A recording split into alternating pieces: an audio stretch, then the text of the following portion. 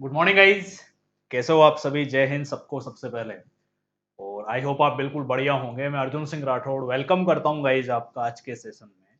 आज का जो हमारा सेशन है वो है गाइज एसबीआई क्लर्क प्री को टारगेट करते हुए हम फ्रेज रिप्लेसमेंट का आज डे 3 है हमारा। ठीक है।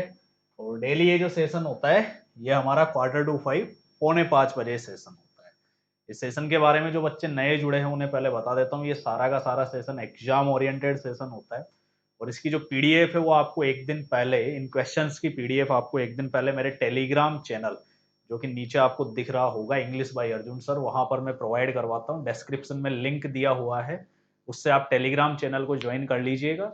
उस पीडीएफ को करने के लिए आपको पूरा 12 से 15 घंटे का मैं टाइम देता हूँ अच्छा खासा। फिर उसके बाद आप लोगों को इसका जो डिटेल्ड सॉल्यूशन है, इसमें कौन कौन सी चीजें आपके लिए जानने लायक है, वो सारी चीजें मैं आज आपको इसमें बताने वाला हूँ। और ये सेशन हमारा डेली बेसिस पे चलता है और टेलीग्राम चैनल पे साथ ही साथ आपको वोकेबलरी के डेली सेशंस जो है वो भी प्रोवाइड करवाए जाते हैं। एडिटोरियल प्रोवाइड करवाया जाता है पीडीएफ फॉर्मेट में।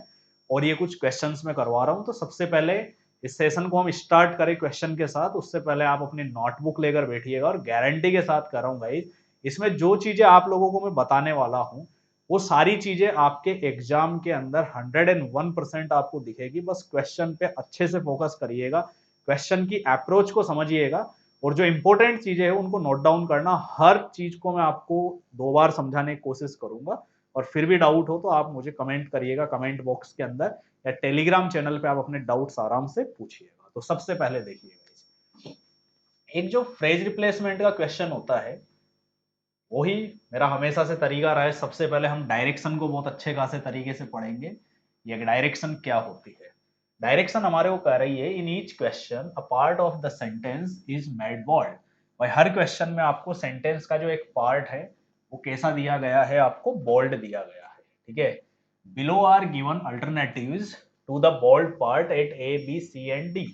नीचे आपको जो है उस बोल्ड पार्ट के अल्टरनेटिव किसके तौर पर दिए गए हैं? ए बी सी और डी के तौर पर। विच में इंप्रूव द सेंटेंस, जो कि सेंटेंस को क्या करते हैं? इंप्रूव करते हैं। ठीक है। Choose the correct alternative. इन चारों अल्टरनेटिव में से कोई भी एक करेक्ट अल्टरनेटिव आपको चूज करना है। In case no replacement is needed, और किसी केस में अगर नो रिप्लेसमेंट, कोई रिप्लेसमेंट की जरूरत नहीं है, तो mark E as your answer. तो आपको ई जो है नो करेक्शन रिक्वायर्ड, वो आपके आंसर के तौर पर आपको बताना है। तो चलिएगा इस क्वेश्चन देखते हैं क्या क्या चीजें आपको ध्यान रखनी है, वो सारी चीजें देखेंगे। ये कह रहा है नॉन परफॉर्मिंग असेट्स जो होती है, एनपीए जो होते हैं, have led to a seizure of new lending. वो एक नई उधारी जो है उसको क्या कर लिया, एक तरह से जब्त करने की तरफ आगे बढ़ रही है। And the caving of of credit culture. अब यहां पर देखिएगा, केविंग ऑफ वहां पर है, यहाँ केविंग ऑफ है, यहाँ केविंग इन है, यहाँ वापस केविंग ऑफ इन है, और यहाँ पर केव्ज ऑफ। इससे पता लगता है कि जो भी मामला बन रहा है वो सिर्फ किस में बन रहा है? आपके केव के साथ ऑफ लगाने की कंडीशन के अंदर ये बन रहा है। तो ऐसी कंडीशन में ये सीधा सीधा क्वेश्चन किसका हुआ? फ्रेजल वर्ब का। कि आपको फ्रेजल वर्ब की नॉलेज होना बहुत ज्यादा जरूरी है। तो फ्रेजल वर्ब में आपको बता देता हूं भाई, सबसे पहली चीज, केव ऑफ कुछ होता ही नहीं है आपके इंग्लिश में। ठीक है। इंग्लिश के अंदर आपके होता है, बहुत अच्छे से इसको आप लोग नोट डाउन करिएगा, कैव इन। क्या होता है? कैव इन। कैव इन जो एक फ्रेजल वर्ब है, इसका मतलब होता है गाइज किसी के प्रेशर में आकर कोई काम करना। ठीक है। या कैपिटुलेट करना किसी भी चीज को अंडर प्रेशर। मतलब इसका मीन होता है आपके कैपिटुलेट, ठीक है, अंडर प्रेशर। हिंदी में हम इसको कहेंगे कोई भी चीज दबाव में आना। बहुत अच्छे से आपको क्लियर कर रहा हूं ये चीज। दबाव में आने को क्या बोला जाता है? आपके कैव इन बोला जाता है। अब जहां जहां पर आपके कैव ऑफ है, क्योंकि कैव ऑफ नाम से कोई फ्रेजल वर्ब आपके होता ही नहीं है, तो कैव ऑफ वाले ऑप्शंस को हम क्या कर देते हैं? एलिमिनेट कर देते हैं। तो सी आपका एलिमिनेट हो जाएगा। ठीक है। फिर यहां पर एक है the caving of. Directly caving के साथ आपके ऑफ लग रहा है, ये इनकरेक्ट होता है। फिर है आपके केव इन ऑफ क्रेडिट कल्चर, और एक है केव्स ऑफ। तो ऑफ जो है वो तो किसके लिए आया है? क्रेडिट कल्चर के दबाव में आकर। आ रही है बात समझ में? ठीक है। या घुसपैठ हो रही है एक तरह से उस चीज में, तो उसके लिए ऑफ अपनी जगह राइट है। लेकिन केव के साथ डबल ओ डबल एफ लगना आपके क्या है गाइज, कंपलसरी नहीं है, इसलिए यहां पर क्या होगा आपके केविन, तो आंसर होगा आपका बी। तो डी और ई दोनों भी क्या होते हैं आपके रॉन्ग होते हैं। तो केविन का मतलब आपको ध्यान रखना है कैपिटुलेट और सबमिट अंडर प्रेशर, दबाव में आना। अरे ये बात समझ में, जैसे मान लीजिए मैं कहूं कि गवर्नमेंट जो है सेंट्रल गवर्नमेंट है, वो आम आदमी पार्टी की जो मांगे थी, ठीक है, उनके दबाव में आ गई, या उनके दबाव में आकर उस चीज को क्या करा उन्होंने, पूरा करा। तो फिर मैं क्या लिखूंगा, the government caved in to the Aam Aadmi parties demands. तो ऐसी कंडीशन के अंदर क्या है कि गवर्नमेंट जो है वो किसके दबाव में आ गई, एक तरह से आम आदमी पार्टी के दबाव में आकर चीजों को पूरा करा। तो कैव इन अपने आप में क्या है, एक फ्रेजल वर्ब निकल कर आती है। आई थिंक आपको केविन का पूरा अच्छे खासे तरीके से समझ आ गया होगा कि केविन का यूज आपके कब किया जाता है और कैसे किया जाता है। कंप्लीट है, चलिए आगे देखते हैं। अगर समझ आ गया हो तो डन कर दीजिएगा, उसके बाद हम क्वेश्चन नंबर सेकंड को करेंगे। और दूसरी चीज इनके बारे में इंपॉर्टेंट जो चीजें जानने लायक है, वो आपको ध्यान रखना है कि जो ये चीजें आपको बता रहा हूं ना, इनको नोटबुक में नोट डाउन कर लेना। जैसे इससे पहले हमारा एक फ्राइडे को सेशन था, उसमें मैंने आपको पास आउट बताया था, पास अवे बताया था, ब्रेकआउट बताया था, ब्रेक अवे बताया था आपको उसके अंदर, ठीक है। इसी तरह से आपको बताया था सेल द सिल्वर वाला, आपको एक मैंने बताया था, ठीक है। किसी चीज की इंपॉर्टेंस जब हो उससे पहले अगर आप चीजों को बेच देते हो, तो इन सबको नोट डाउन करो ताकि ये चीजें आप लर्न कर सको इन चीजों को। चलिए क्वेश्चन नंबर सेकंड पे बढ़ते हैं अब आगे। तो क्वेश्चन नंबर सेकंड आप लोगों के सामने है, ठीक है, अच्छे से देखिएगा इसको। सबसे पहली चीज ये कह रहा है PSB do not operate as commercial banks. तो पीएसबी जो होते हैं वो किसकी तरह ऑपरेट नहीं करते, कमर्शियल बैंक की तरह। एंड डू, अब यहां से आपका मामला बन रहा है, not have a coherent business strategy और विजन, ठीक है। अब यहां पर अगर मैं बात करूं गाइज आपसे, तो ऐसी कंडीशन के अंदर सबसे पहले डू के साथ आपके नॉट लग रहा है, तो ये पता लगता है कि हेल्पिंग वर्ब है। और उसके बाद आपके मेन वर्ब पोजीशन के तौर पर किसका यूज किया जा रहा है, हैव का। तो डू नॉट जो होता है उसके बाद वर्ब की कौन सी फॉर्म लगती है, आपके फर्स्ट फॉर्म। अगर मान लीजिए किसी के अंदर आपके नॉट के बाद हैविंग आ रहा है जो कि डू नॉट है, और हैविंग वर्ब की फोर्थ फॉर्म हो गई, तो ऐसी कंडीशन में ये ऑप्शन हम क्या कर देते हैं, आपके एलिमिनेट कर देते हैं। फिर बाकी जो तीन है उनमें बच रहा है आपके not have, not have, no have. अब एक ये कह रहा है आपको एक कोहेरेंट बिजनेस स्ट्रेटेजी, ठीक है। मैं बात करूं गाइज यहाँ पर, अगर आपसे पार्ट ऑफ स्पीच, तो वर्ड आ रहा है कोहेरेंट, जो कि क्या है आपके हिंदी मीन होता है इसका सुगम। क्या होता है इसका, सुगम मीन होता है। पार्ट ऑफ स्पीच में क्या निकल कर आता है, एक एडजेक्टिव निकल कर आता है, कैसी बिजनेस स्ट्रेटेजी आपके कोहेरेंट। तो इसका मतलब यहाँ पर एडजेक्टिव से पहले आर्टिकल अपनी पोजीशन ले रहा है, मतलब यहां तक राइट है। अब अगर मैं ऐसी कंडीशन में यहां कहता हूं कोहेरेंस, तो कोहेरेंस आपके एडजेक्टिव फॉर्म नहीं बना रहा, तो ये क्या हो जाता है गाइज, आपके गलत हो जाता है। फिर मैं कहता हूं एक कोहेरेंट बिजनेसेज यहां पर लिखा हुआ है। अब इसकी प्लूरल फॉर्म हमने ईएस कर दिया, जबकि शुरुआत किससे हो रही है, आपके ए से। तो ऐसी कंडीशन में ये भी हमारे क्या होता है, रॉन्ग हो जाता है। और एक आपको कह रहा है not have a coherent strategy business. तो स्ट्रेटेजी बिजनेस में अगर बात करूं, तो स्ट्रेटेजी तो अपनी फॉर्म में क्या बना रहा है, नाउन है। तो मैंने नाउन से पूछा कैसे स्ट्रेटेजी, तो जवाब क्या निकल कर आता है, कोहेरेंट बिजनेस स्ट्रेटेजी। तो ऐसी कंडीशन में इसकी पोजीशन जो है वो गलत हो चुकी है, तो ये भी आपके क्या होता है, रॉन्ग हो गया। तो गाइज ये सेंटेंस जो है इसमें कोई करेक्शन की रिक्वायर्ड नहीं है, पार्ट ऑफ स्पीच के अकॉर्डिंग। और जिस तरह से ये जमा हुआ है, ये अपने आप में क्या है, एकदम राइट सेंटेंस है। तो कोई डाउट हो तो पूछिएगा, और कोई डाउट नहीं है तो डन कीजिएगा, कमेंट में डन लिख दीजिएगा।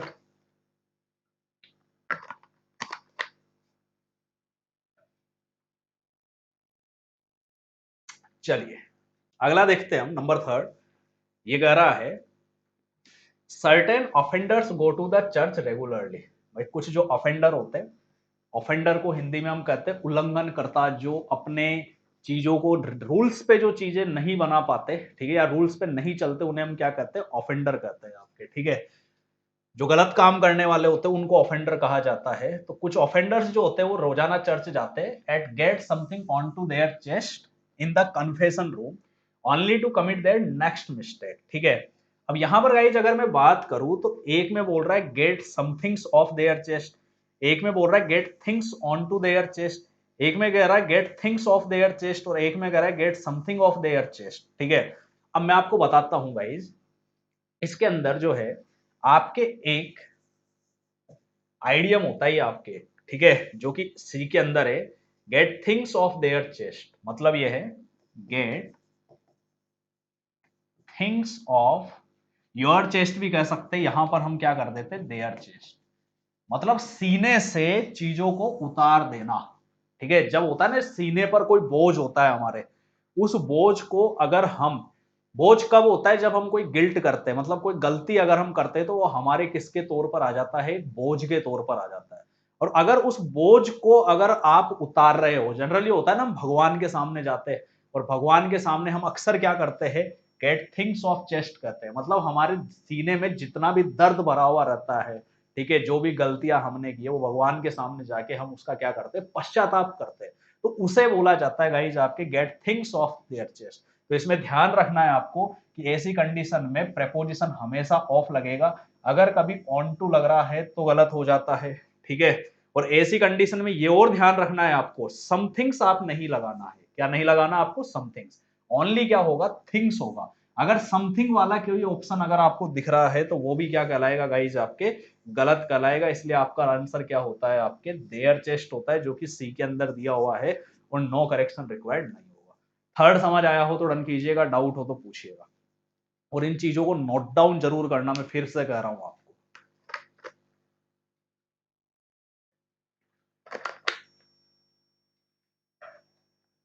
हम्म, अगला देखते हैं गाइज हम, चलिए क्वेश्चन नंबर 4 आपके पास है। ये कह रहा है much of the religious tension in the country. भाई हम देखें अगर धार्मिक जो टेंशन होती है कंट्री के अंदर, वो किस कारण से होती है, ड्यू टू मतलब होता है किस रीजन से, तो ये गाइज आपके एक फ्रेजल वर्ब है। ठीक है, सॉरी बोल्ड पार्ट है, fake news that gets away via social media. ठीक है, अब यहां पर गेट अवे आपको दिया हुआ है, फेक न्यूज सबके अंदर देखो आप सेम है, दैट सब में सेम है, वहां पर गेट्स अवे है, यहां पर वर्ब की फॉर्म में चेंज करके गोट अवे कर दिया, यहाँ गेट्स अबाउट कर दिया, गेट अप कर दिया, यहाँ पर गेट डाउन कर दिया। समझ आ रही है बात, मतलब सीधा सीधा फ्रेजल वर्ब से रिलेटेड क्वेश्चन है कि अगर आपको गेट अवे का मीन पता है, अगर आपको गेट अबाउट का मीन पता है, अगर आपको गेट अप का मीन पता है और गेट डाउन का मीन पता है, तो ही आप इस क्वेश्चन को कर सकते हो, अदरवाइज ये क्वेश्चन राइट करने का कोई तरीका आपके पास नहीं है। ठीक है, तो सबसे पहले मैं आपको गेट अवे का मीन बताता हूं, मीन पता लगेगा तभी तो हमारे को आंसर पता लगेगा। ठीक है, देखिएगा इस गेट अवे जो होता है इसका मीन होता है आपके टू एस्केप, कहीं से बचकर निकल जाने को क्या बोला जाता है, आपके गेट अवे। अब आप याद करो इसके बारे में, मैंने आपको फ्राइडे की जो क्लास थी उसमें मैंने आपको बताया था, एक था ब्रेकआउट और एक था ब्रेक अवे, दोनों का मतलब भी क्या था, टू एस्केप। ब्रेक अवे जो होता है उसके अंदर कोई चीज अगर पकड़ रखे हो फिर अगर छुड़ाकर भागे तो ब्रेक अवे, अगर पकड़ नहीं रखे वैसे ही भाग गए, कोई मिस हैपनिंग हो रही हो या गलत तरीके से, तो उसे क्या कहा जाता है, आपके ब्रेक डाउन। ठीक है, अब ब्रेकअप का और ब्रेक अवे हो गया, गेट अवे का मतलब क्या हो गया गाइज, आपके टू एस्केप। गेट अबाउट होता है गाइज अगर कोई भी न्यूज होती है किसी भी तरह से, या कोई भी इंफॉर्मेशन जो होती है अगर वो फैल जाती है तो उसे आपके क्या कहा जाता है, गेट अबाउट कहा जाता है। इस चीज के बारे में आपको ध्यान रखना। ठीक है, मतलब इसको इस तरह से लिख लीजिए आप, इफ एनी न्यूज और इंफॉर्मेशन गेट्स अबाउट, तो इसका मतलब होता है a lot of people, a lot of people hear about it, और स्पेशली किसके लिए, कोई भी न्यूज हो या कोई भी इंफॉर्मेशन जो होती है अगर वो बहुत जल्दी सर्कुलेट हो जाती है, फैल जाती है, जिससे बहुत सारे लोग उसे सुन सकते हैं, तो उसे क्या कहा जाता है गाइज, आपके गेट अबाउट कहा जाता है। गेट अप आप जानते ही उठने को यूज पे लिया जाता है, ठीक है, राइज के सेंस में यूज लिया जाता है। और गेट डाउन जो होता है ये होता है किसी को निराश करना, क्या होता है, किसी को निराश करना, तो इसका हो जाएगा आपके डेप्रेस, क्या हो जाता है इसका, डेप्रेस। अरे ये बात समझ, डिसअपॉइंट करना या डिसअपॉइंट लिख लो एक नॉर्मल लैंग्वेज में, किसी को भी डिसअपॉइंट करना, डेप्रेस करने को क्या बोला जाता है गाइज, आपके गेट डाउन बोला जाता है। और इसका भी आपको ध्यान रखना है, कि गेट अबाउट जो होता है, जब कोई न्यूज या इंफॉर्मेशन फैल जाती है, गेट्स अबाउट हो जाती है, तो ऐसी कंडीशन में बहुत सारे लोग उसे क्या कर सकते हैं, आपके सुन सकते हैं, जिसको गेट अबाउट के साथ साथ और बोला जाता है गाइस, आपके गेट अराउंड भी कहते हैं। क्या कहते हैं इसे? Get around. दोनों के तौर पर इसका यूज आपके किया जाता है। तो ये आपको चारों पता लगा। अब यहां पर ये कह रहा है फेक न्यूज। अब न्यूज जो है सोशल मीडिया के द्वारा चारों तरफ क्या हो जाती है, फैल जाती है, जिससे lot of people here about it. ठीक है, तो इस कारण से इस देश के अंदर रिलीजियस टेंशन बहुत ज्यादा है। तो अगर मैं बात करूं गाइस, तो गेट अवे गोट अवे अपनी जगह पर क्या हो जाते हैं, गलत हो जाते हैं। Get up get down depress करने की बात हो नहीं रही, राइट्स की बात हो नहीं रही, ये हट जाता है। तो आंसर होगा fake news that gets about. तो आपका आंसर होगा गाइस जिसमें क्वेश्चन नंबर 4। तो ये वर्ड अगर चारों आपको फ्रेजल वर्ब समझ आई हो तो डन कीजिएगा, डाउट हो तो पूछिएगा, फिर अगले क्वेश्चन पे बढ़ते हैं।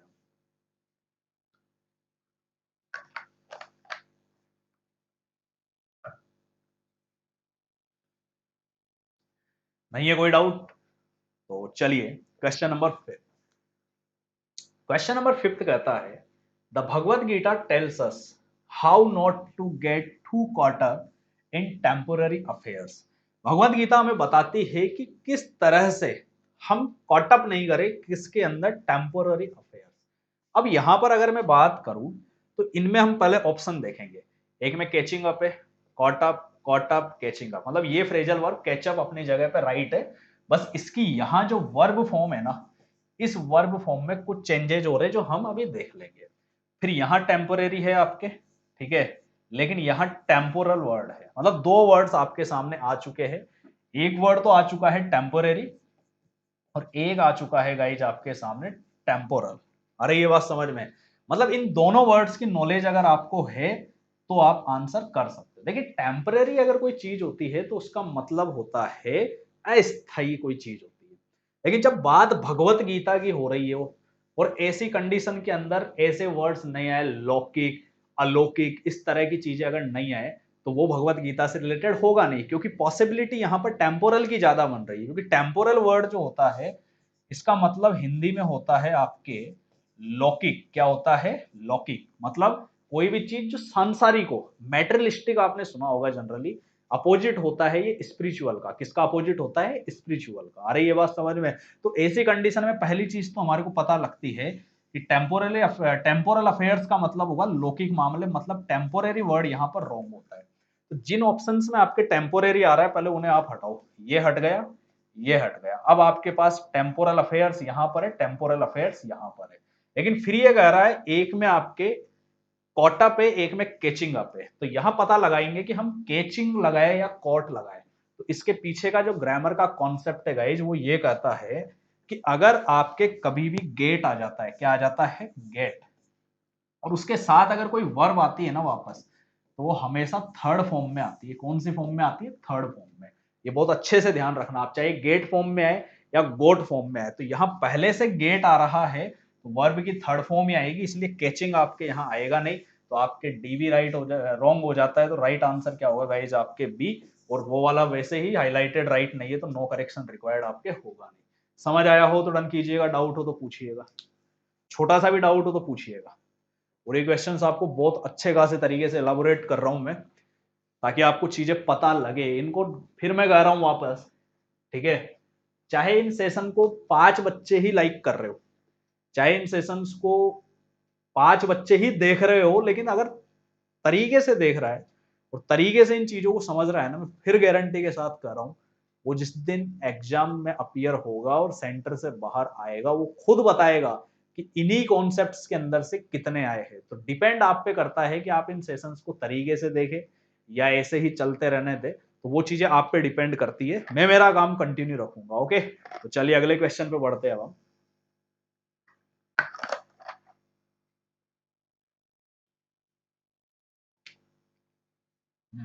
ये क्वेश्चन है आपके सामने, क्वेश्चन नंबर 6। क्वेश्चन नंबर 6 है, Karim's father does not like him hanging around with rowdy boys who cause trouble. देखिए राउडी बॉयज आप जानते हो, झगड़ालू जो लड़के होते हैं, दंगई लड़के होते हैं, और उपद्रव मचाने वाले जो होते हैं, ऐसे इंसानों को क्या बोला जाता है? आपके राउडी बोला जाता है। ठीक है, अब मैं अगर यहाँ बात करूं तो डज नॉट लाइक सबके अंदर सेम है, ठीक है। हैंगिंग अराउंड सब में सेम आ रहा है, कहीं पे हैंग अराउंड है, बस इतना सा डिफरेंस है।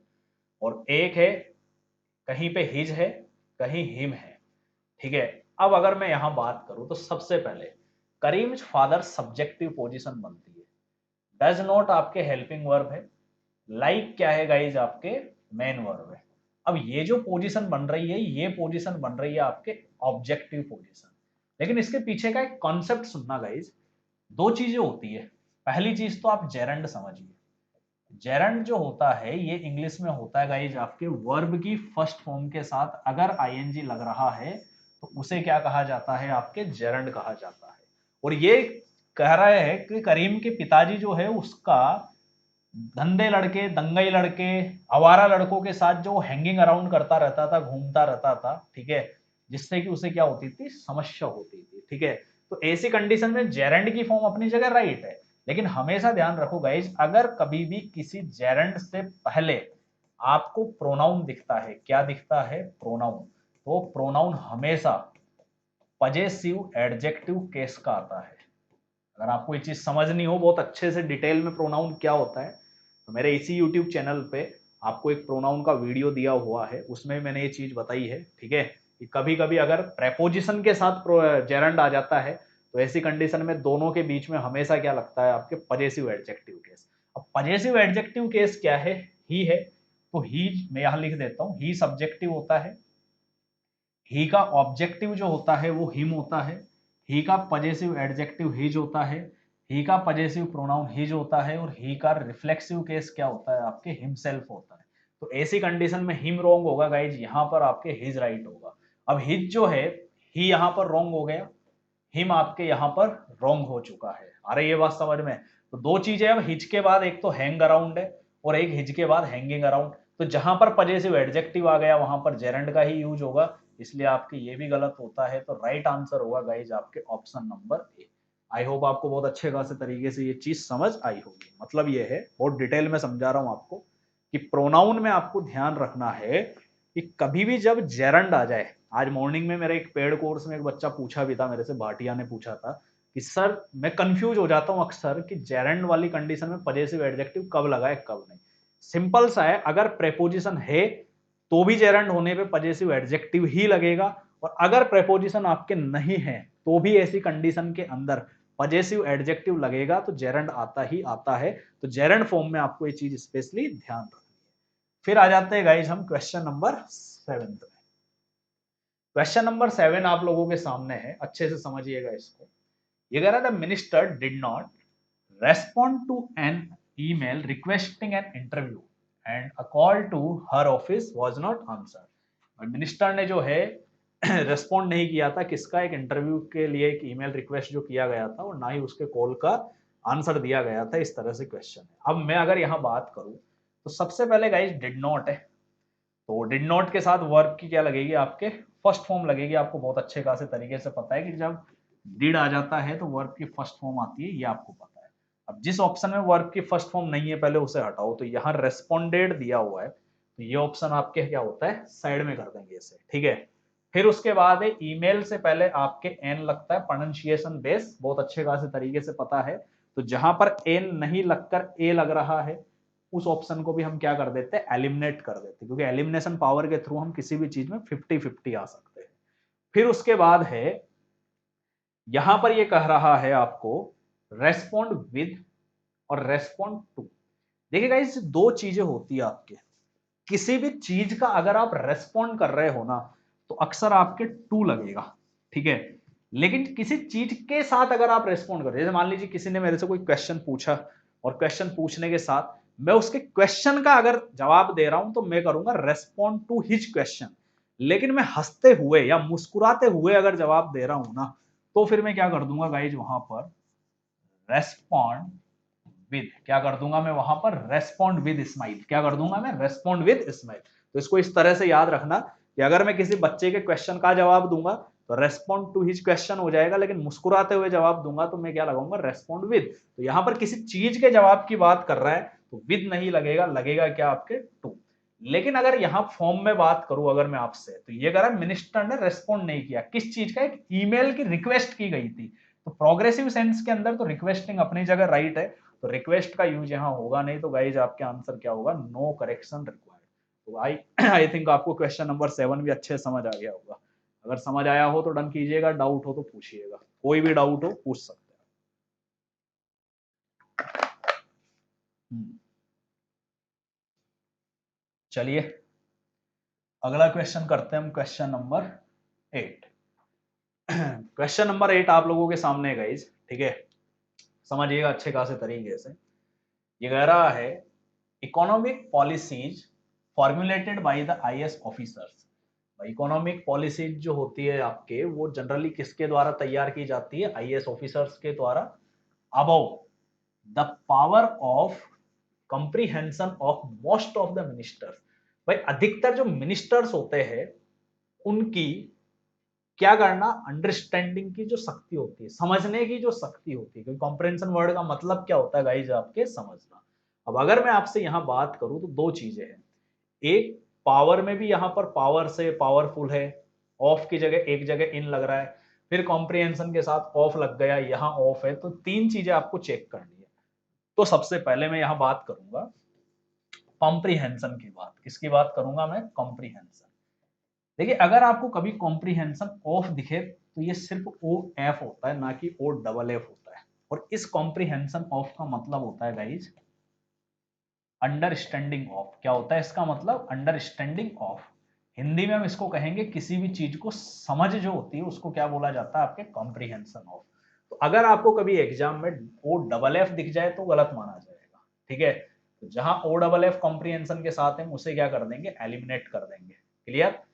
फिर दूसरी बात आती है कि मिनिस्टर्स की, अधिकतर मिनिस्टर्स की जो समझ होती है उसकी शक्ति की बात कर रहा है। तो किसी चीज की मतलब हिंदी में जो का के की होता है ना, उसके लिए इस ऑफ का यूज किया जाता है आपके। तो यहां पर पावर ऑफ अपनी जगह राइट है, तो जहां इन आ रहा है पावर इन, उसको भी हम क्या कर देंगे, हटा देंगे, ठीक है।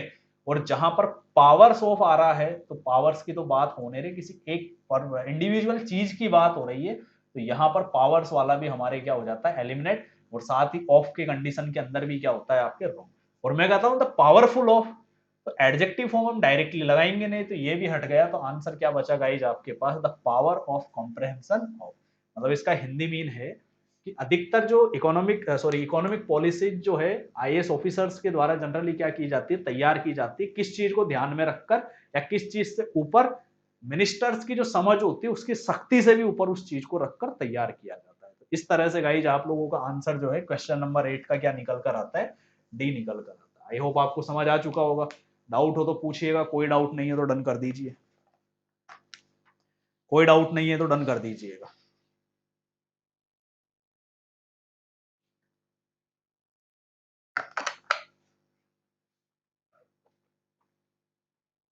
चलिए क्वेश्चन नंबर 9 देखते हैं। बहुत ही शानदार क्वेश्चन है। ये कह रहा one of the largest slums in the world is Dharavi. Bombay के अंदर जो धारावी नाम से जगह है वो दुनिया के सबसे बड़े स्लम, कच्ची बस्तियों में से एक है। वेयर लैक्स ऑफ पीपल, जहां पर लाखों की संख्या में लोग, ठीक है, लिव चिक विद जॉलिंग and teeny sex. Tiny sex का मतलब होता है छोटी छोटी जो झुग्गी झोपड़ियां होती है, ठीक है, स्लम एरियाज के अंदर उन झुग्गी झोपड़ियों को, छोटी छोटी झोपड़ियों को क्या कहते हैं हम, टाइनी सेक्स आपके कहा जाता है। कंप्लीट है। अब मैं अगर यहां बात करूं गाइस, तो ये कह रहा है लिव चिक विद जॉलिंग, ठीक है, यहां भी चिक विद है, यहां बाय है, यहां बाय है, यहां बाय है। तो इसका मतलब ये एक आइडियम है आपके लिए। क्या है, एक आइडियम। और ये जो आइडियम होता है ये गाइज आपको याद ही रखना पड़ेगा, ये होता है चिक बाई जॉल। क्या होता है, चिक बाई जॉल होता है आपके। समझ आ रही बात अच्छे खासे तरीके से। जिसका हिंदी मीन होता है, सॉरी, इसका इंग्लिश में मीन होता है आपके क्लोज टुगेदर, मतलब पास पास रहना, चिपके चिपके रहना, बहुत मतलब कंजेस्टेड होकर रहने को क्या बोला जाता है, आपके चिक बाई जॉल कहा जाता है। तो ऐसी कंडीशन में विद जहां पर है वो गलत हो जाएगा, बाई के बाद आपको जॉलिंग लगाना नहीं है, क्योंकि चिक बाई जॉल ही होगा, तो ये भी आपके रोंग हो जाता है। यहां पर मैंने लिव्स कर दिया, तो लैक ऑफ पीपल है, पीपल प्लूरल है, तो यहाँ पर लिव ही रहेगा प्लूरल फॉर्म में, लिव्स हो नहीं सकता। तो इसलिए गाइज आप लोगों का आंसर क्या होगा, सी, जो कि क्या है, चिक बाई जॉल। तो इसको याद रखना है, क्लोज टुगेदर। अब सोचिए आपके बहुत सारे, ठीक है, फ्रेजल वर्ब आ रही है, फ्रेजेज आ रहे हैं, आइडियम्स आ रहे हैं। जैसे फ्राइडे वाली क्लास के अंदर भी हमारा आया था आपके से sell the family silver, pass out आया था, पास अवे आया था, ब्रेकअप आया था, ब्रेक अवे आया था, ठीक है, ब्रेक इनटू, ऐसी कंडीशन से बाहर निकल कर आई थी। आज आपके सामने आया जैसे चिक चिक बाय जॉल आया, कॉम्प्रहेंशन के साथ क्या लगेगा, ठीक है। गेट अवे का मतलब क्या होता है, गेट अप का मीन क्या होता है, गेट अराउंड का मीन क्या होता है, ठीक है। इस ये सारी जो चीजें है ना, ये आपको याद रखने का सबसे बेस्ट तरीका है कि इन चीजों को ऐसे समझो पहले तो,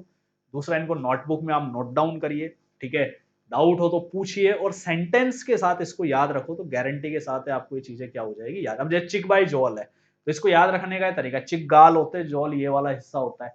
अब ये क्या होते हैं, दोनों, ये जॉल जो होता है इन दोनों गालों को पास पास रखता है, तो इसका मतलब क्लोज टुगेदर के तौर पर किसका यूज किया जाएगा, आपके चिक बाय जॉल का आपके यूज किया जाएगा। चलिए अगला क्वेश्चन देखते हैं, क्वेश्चन नंबर 10। क्वेश्चन नंबर 10 आप लोगों के सामने है, the Japanese army fail out only after the devastating attack on Nagasaki.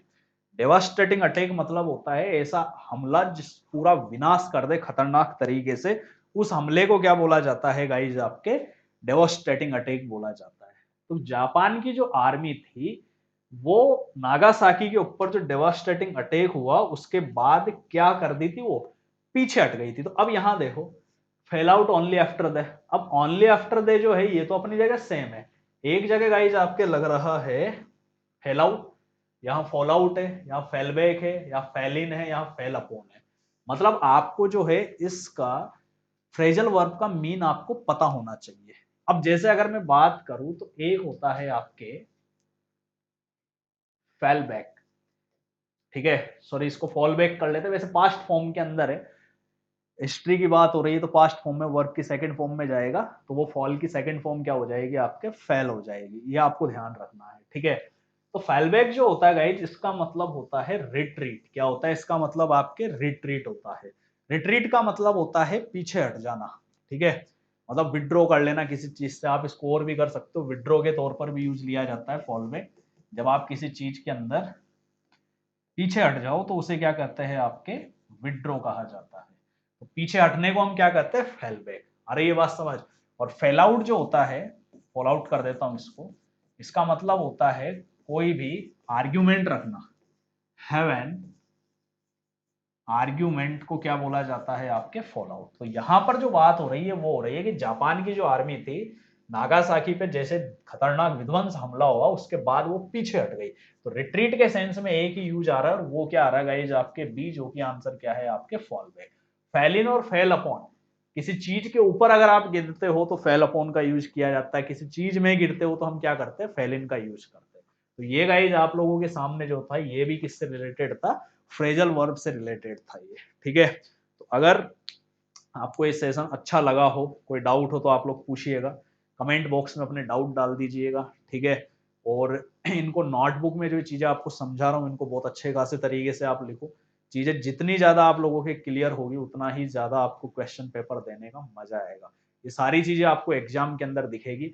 और हमने एसबीआई क्लर्क 2021 को जो टारगेट किया है वो 101% कंप्लीट तब होगा जब आप वॉकैब डेली बेसिस पे और प्रैक्टिस सेशंस अगर कंटिन्यू कर रहे हो तो चीजें अपने आप वहां पर आपके सामने आपको दिखेगी। तो अगर सेशन अच्छा लगा हो तो बिल्कुल वही बात, लाइक कीजिएगा, शेयर जरूर कर दिया करो, थोड़ी मेहनत हम भी करते हैं, थोड़ी आप भी करा करें, थोड़ा सा शेयर कर दे, क्योंकि फ्री क्लासेज है। जितने ज्यादा ऐसे बच्चे जो इन क्लासेज के लिए पैसा नहीं दे पाते बहुत सी जगह, उनके लिए ये बहुत ही बेनिफिशियल होगी ये क्लासेज। शेयर कीजिए, लाइक कीजिए, जो बच्चा नया है वो चैनल को सब्सक्राइब कर सकता है, ठीक है। और टेलीग्राम चैनल आप लोग डिस्क्रिप्शन में लिंक दिया हुआ है उसे ज्वाइन कर लीजिएगा। और वहां पर आज भी आप लोगों को एक पीडीएफ इवनिंग में 7 बजे तक आप लोगों को प्रोवाइड करवाई जाएगी, जिसका सॉल्यूशन, डिटेल्ड सॉल्यूशन आपको कल दिया जाएगा। तो thank you so much guys, चलते हैं अब सब। जय हिंद सभी को।